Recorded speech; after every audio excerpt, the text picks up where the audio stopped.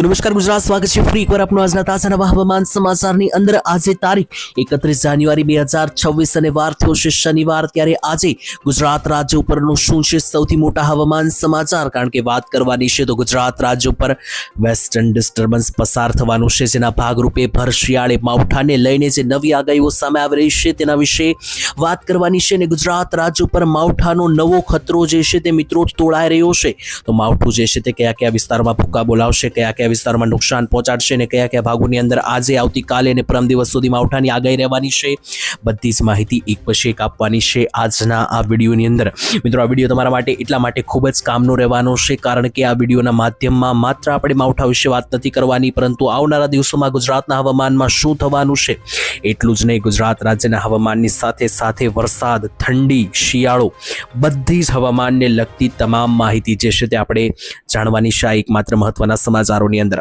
અને આટલું જ નહીં મિત્રો, ગુજરાત રાજ્યના ઘણા બધા જિલ્લાઓની અંદર ભારે વરસાદનું એલર્ટ પણ જાહેર કરવામાં આવી શકે. તેની વચ્ચે કયા કયા જિલ્લાઓની અંદર અને કયા કયા તાલુકાઓની અંદર જે છે તે આવનારી કલાકોની અંદર વરસાદ પડી શકે, કમોસમી માવઠાઓ પડી શકે તેના વિશે વાત કરવાની છે. કારણ કે દરિયાકાંઠા લાગુના વિસ્તારોથી જે છે તે ગુજરાત રાજ્ય ઉપર હવે જે છે તે મિત્રો આ WD એટલે કે વેસ્ટર્ન ડિસ્ટર્બન્સનો ઘેરાવો જે છે તે પસાર થવાની શરૂઆત થઈ ગઈ છે. અને હવે પછીની આવનારી કલાકો ગુજરાત રાજ્યના હવામાનને લઈને સૌથી ભારે બની શકે. કારણ કે અંબાલાલ પટેલે પહેલેથી આગાહી આપેલી હતી કે ગુજરાત રાજ્યની અંદર જે છે તે આવનારી 1 તારીખથી લઈને 5 તારીખ દરમિયાન એટલે કે 1 ફેબ્રુઆરીથી લઈને 5 ફેબ્રુઆરી દરમિયાન જે છે તે માવઠાઓ જોવા મળશે, નવો રાઉન્ડ પડી શકે.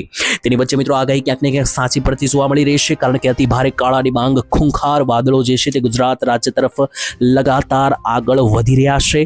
અને આ વાદળો જે છે તે ગુજરાત રાજ્યના કયા કયા જિલ્લાઓને અસર કરશે એટલું જ નહીં, કયા કયા ગામડાઓની અંદર હજુ આવનારે કલાકોમાં જે છે તે વરસાદનું એલર્ટ બનશે, કયા કયા ભાગોમાં માવઠા ભૂક્કા બોલાવશે, બધી માહિતી જાણવાની છે. મિત્રો, માહિતી જે છે તે આગળ વધે એ પહેલાં તમને માહિતીની અંદર વાત કરીએ.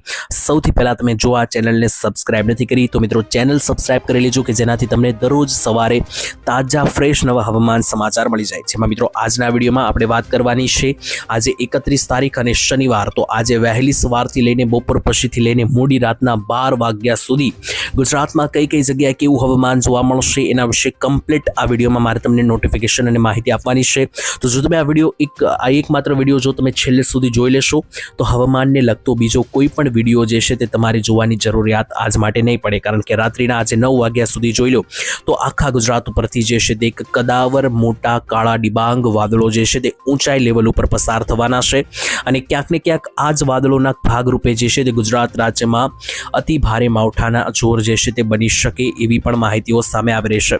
તો આ વિડીયોની અંદર ક્રમશઃ આપણે બધી માહિતીઓ મેળવવાની છે. અલગ અલગ માહિતીઓ જે છે તે ખાસ કરીને આપણે વાત કરીશું, ધીમે ધીમે આગળ વાત કરીશું. તો આપણે શરૂઆતમાં જે છે તે ગુજરાત રાજ્યનું આવનારા દિવસનું હવામાન કેવું રહેવાનું છે એના વિશે વાત કરવાની છે. કારણ કે આવનારી 5 ફેબ્રુઆરી સુધીની આગાહી અંબાલાલ દ્વારા આપી દેવામાં આવી છે. અને આટલું જ નહીં, આવનારા દિવસોના હવામાનની સાથે આજનો દિવસ કેવો રહેશે એ પણ હું તમને જણાવીશ. અને વરસાદને લઈને જે માહિતી છે તો કયા કયા ગામડાઓની અંદર ઝાપટા વરસાદ માવઠા જોવા મળશે તો એ તો મિત્રો હું કોઈ ગામના નામ લઈને પણ તમને માહિતી આપીશ. અને સાથે જે છે તે મિત્રો તમને થોડી ઘણી માહિતી મારે શિયાળા વિશે એટલે કે અત્યારે ઠંડીને લઈને પણ આપવાની છે. તો ચાલો મિત્રો હવે શરૂઆત કરીએ ટાઈમ બગડ્યા વગર. સૌથી પહેલા જે છે તે આવનારા 5 થી 10 દિવસના હવામાનને લઈને અંબાલાલે જે આગાહી આપી છે એના ઉપર ફોકસ કરી અને ક્યાંક ને ક્યાંક એ સાચી પડવાની છે આગાહી તેવું લાગી રહ્યું છે. કારણ કે ગુજરાત રાજ્યના વાતાવરણમાં અચાનક જે હાલ પલટો જોવા મળી રહ્યો છે તે મિત્રો અદ્વિતીય. કારણ કે અત્યારે ભર શિયાળાની અંદર આવી આગાહી આવતા ખેડૂતો પણ પરેશાન છે. કારણ કે તમને મિત્રો જણાવી તો અંબાલાલે હમણાં જ જો આગાહી કરતા માહિતી આપી છે કે 1 ફેબ્રુઆરીથી લઈને 5 ફેબ્રુઆરી દરમિયાન જે છે તે તમને ગુજરાત રાજ્યની અંદર માવઠા અથવા વાતાવરણમાં પલટો જોવા મળી શકે. અને મિત્રો આગાહી એટલા માટે સાચી પડતી જોવા મળી રહી છે કારણ કે હું તમને આગળ ફોટા અને વિડીયો દેખાડવાનો છું, નકશાઓ દેખાડવાનો છું કે જેમાં તમે કાયદેસર જોઈ શકશો કે 1 તારીખથી 5 તારીખની વચ્ચે રીતસરનું એક મોટું વિનાશ વેસ્ટર્ન ડિસ્ટર્બન્સ ભારત ઉપરથી પસાર થવાનું છે. એ ગુજરાતના ભાગોને પણ ટાર્ગેટ કરી શકે. તો એ કયા કયા ગામને કરશે તો આગળ જાણીશું, પરંતુ જે આગાહી છે એ આવનારા 5 દિવસ માટેની છે. તો ગુજરાતવાસીઓ આ આગાહીને હલકામાં ના લેતા, કારણ કે આની પહેલા પણ જ્યારે આગાહી આપવામાં આવી હતી ત્યારે માવઠા પડ્યા છે ગુજરાતમાં. ઉત્તરાયણ પહેલા પણ પડ્યા હતા, ઉત્તરાયણ પછી પણ ગુજરાતમાં માવઠા પડ્યા છે. તો હવે ફરી એકવાર માવઠાની આગાહી છે એ સાચી પડી શકે. તો 1 થી 5 તારીખ ગુજરાતવાસીઓ તૈયારીમાં રહેજો, કારણ કે આ આગાહી જે છે તે મિત્રો ક્યાંક ને ક્યાંક સાચી પડવાની છે તેવું લાગી રહ્યું છે, કારણ કે હવામાનમાં જે બદલાવ આવી રહ્યો છે તે મિત્રો લાગી રહ્યો છે.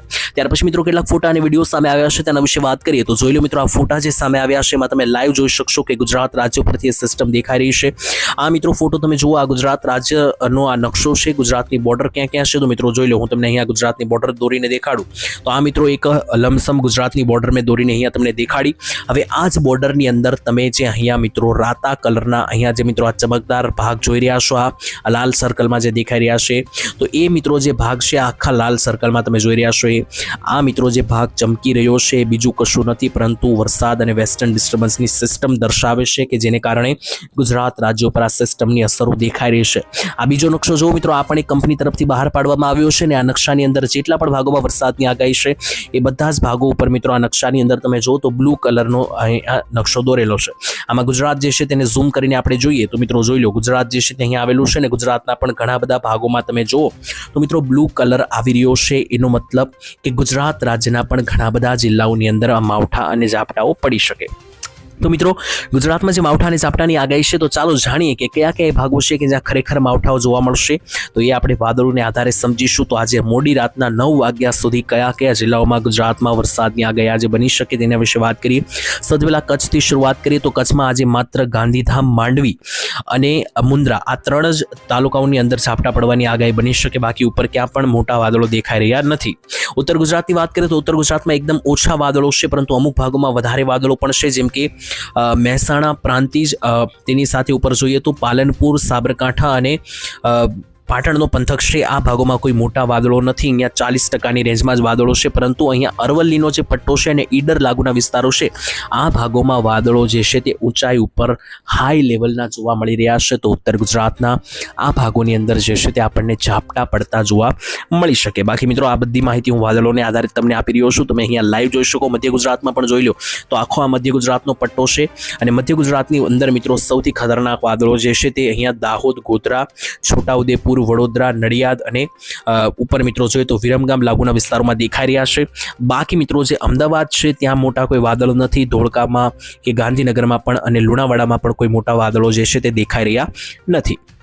દક્ષિણ ગુજરાત તરફ આગળ વધીએ તો દક્ષિણ ગુજરાતમાં પણ અહીંયા તમે જોઈ શકો તો આ વડોદરા આસપાસનો જે પટ્ટો છે, જ્યાં ભરૂચ આવેલું છે, દહેજ, રાજપીપળા આવેલું છે, બોડેલી આવેલું છે, આણંદ આવેલું, આ મિત્રો જે આસપાસનો ભાગ છે આખો વડોદરાની 100 કિલોમીટર આસપાસનો, એ ભાગોની અંદર ઘમઘોર કાળા ડિબાંગ વાદળો 99%ની રેન્જ બનાવી રહ્યા છે, જેથી આ ભાગો ઉપર જે છે તે મધ્યમ લેવલના ઝાપટાઓ જે છે તે પડતા તમને જોવા મળી શકે. બાકી નીચેના જે ભાગો છે તેના વિશે વાત કરીએ તો સુરત લાગુના વિસ્તારોમાંથી લઈને મિત્રો ત્યાં પણ નીચે જો તો 88%ની રેન્જમાં વાદળો છે, જ્યાં સુરત, નવસારી, ચીખલી, વલસાડ, સાપુતારા, ડાંગ આ આખો જે પટ્ટો આવેલો છે ત્યાં 98 થી લઈને 99%ની રેન્જ સુધી, 88% સુધીની રેન્જ સુધીના વાદળો જે છે તે આપણને જોવા મળી રહ્યા છે. ત્યાર પછી આગળ વધી અને સૌરાષ્ટ્ર વિશે વાત કરીએ તો આખા સૌરાષ્ટ્રની ઉપર અતિ ભારે કાળા ડિબાંગ વાદળો જોઈ લો 94% થી લઈને 100%ની રેન્જ સુધીના વાદળો જે છે તે સૌરાષ્ટ્ર ઉપર દેખાઈ રહ્યા છે. જેમાં પણ સૌથી વધારે ઘટાદાર વાદળો જે છે તે મિત્રો બનવાના છે જામનગર, દ્વારકા, પોરબંદર, જુનાગઢ, રાજકોટ, બોટાદ, અમરેલી, ભાવનગર અને ગીર સોમનાથ આટલા જિલ્લાઓ ઉપર સૌથી વધારે વાદળોનો ખતરો અને આ જ ભાગો એ છે કે જ્યાં મિત્રો વરસાદ અને માવઠાઓ પડી શકે. બાકી ઉપરના મિત્રો જે સુરેન્દ્રનગર છે અને મોરબી છે ત્યાં કોઈ મોટા વધારે વાદળ નથી. બાકી સૌરાષ્ટ્રના બાકીના મેં જિલ્લા તે તમને ગણાવ્યા નીચેના એ ભાગોમાં અતિ ભારે કાળા ડિબાંગ વાદળો છે. તો મિત્રો આ જેટલા પણ ભાગોમાં વાદળો છે મેં તમને જણાવ્યું, અહીંયા જોઈ લો આખા ગુજરાતના પટ્ટા ઉપર આ વાદળો છે. આ વાદળો છે મિત્રો એ વરસાદ લાવી શકે, ઝાપટા લાવી શકે, કારણ કે અત્યારે શિયાળો ચાલી રહ્યો છે.